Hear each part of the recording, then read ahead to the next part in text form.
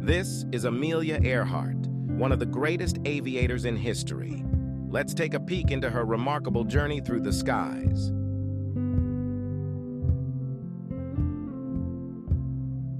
Born in 1897, Amelia's liking for adventure was clear from a young age. While she didn't immediately look to flying, she had a joy for playing with her sister, Grace, and adventuring outdoors, which was not at all how young ladies conducted themselves at the time. They had an active life outdoors and spent most of their time catching bugs and other insects. She had developed a love of an outdoor life at an early age. Just at 7 years old, she had decided to make a homemade roller coaster attached to her tool shed. In the end, she inevitably ended up with a bleeding lip and a ripped dress, but it didn't frighten her one bit.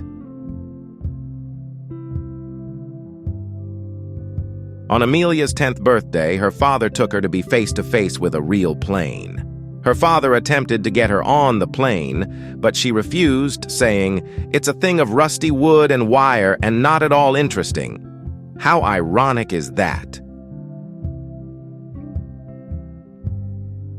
When Amelia was in her teens, she went to see her friend Lillian at a fair in Toronto. A plane there flew very low to the ground, and as everybody else moved away in fright, Amelia stood her ground. Looking back on that moment later on, she felt as if that called her for a career in aviation. To add on to that, on December 28, 1920, Amelia had her first real flight. It only lasted 10 minutes, but it changed her life forever. "By the time I got 200 or 300 feet off the ground, I knew I had to fly," she quoted later on. Now, with her seemingly far-fetched dream in place, World War I was just starting, and Amelia would gasp at the horror of the injured and amputated men coming back from war. She then voluntarily became a nurse at the age of 23. But just a year later, she was treating patients with the Spanish flu when she herself was diagnosed with pneumonia and other health problems. This led to a lengthy stay in the hospital and her sister's house. And there, while she had downtime, she read a lot, especially about mechanical engineering, a great pilot in the making. Amelia was set on becoming a pilot and was working lots of jobs at once trying to save up enough money for lessons. And when she had enough, she was gifted her first plane by her father, which cost $2,000, and that was a crazy amount in that day and age. She began training rigorously for hours on end. She cut her hair short as not to attract too much attention from the male pilots. She even slept with her leather flight jacket on to make it look worn out, like all the men's jackets. In short, she became a pilot, and a good one at that. By the time she was 25, she broke a world record for flying at an altitude of 14,000 feet. Then, just a year later, she got her pilot's license, which only 14 other women on Earth can say they've earned one too. This is an incredible feat. In 1927, famous Charles Lindbergh became the first person to fly solo across the Atlantic. Amelia saw this and probably said to herself, "I want to do that." But first, the people wanted to see a woman doing the same trip as a passenger first. The community finally came up with a decision. They would take Amelia Earhart on the trip. On June 28, 1928, Amelia boarded the plane with pilots Wilmer Schultz and Phil Noonan on board.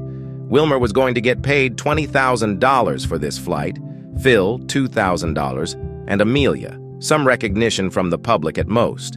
Together, they did the trip, and Earhart found herself something short of a celebrity. But when they landed, her face did not seem happy. She quoted after, "I was baggage being dragged around like a sack of potatoes. Maybe someday I'll try it alone."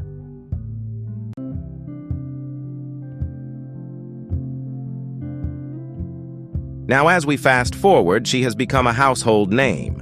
She got married, she promoted aviation, especially for women, and she became the first woman to fly across North America and back, among other records that she set.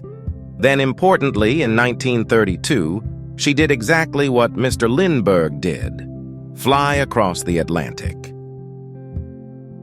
She now had become even more of a celebrity, and even a favorite friend of First Lady Eleanor Roosevelt.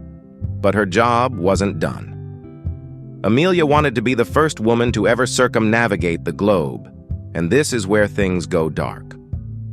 On March 17, 1937, she made her first attempt, alongside navigator Phil Noonan and navigator Harry Manning, who was a skilled navigator but also an expert at operating a radio. In this attempt, the plane eventually had technical problems, and they abandoned the mission. For the second go-around, Harry Manning had refused to go, which was crucial. He felt too many things had gone wrong the first time, and that judgment most likely saved his life. Anyway, Amelia was now without a skilled radio operator and took off from Miami on June 1st of that year, and took fuel stops in South America, Africa, Central Asia, and eventually Lae, New Guinea. By that point, Amelia and Phil had traveled approximately 22,000 miles and had circumnavigated most of the globe and only had a little more left to go. They would stop at Howland Island, right in between Hawaii and Australia. There was a US-owned landing strip there for Amelia and Phil to refuel. But during that flight, the skies were thick with clouds, and it wasn't a good day for flying. On the way, they had radio problems, and the U.S. Coast Guard cutter, the Itasca, had finally lost signal to it. It was gone, and Amelia never to be seen again. This is, of course, a tragic end to an illustrious life. Amelia Earhart is known by most as one of the greatest female pilots in history and made a giant influence in the generation of female aviators. Thanks for watching.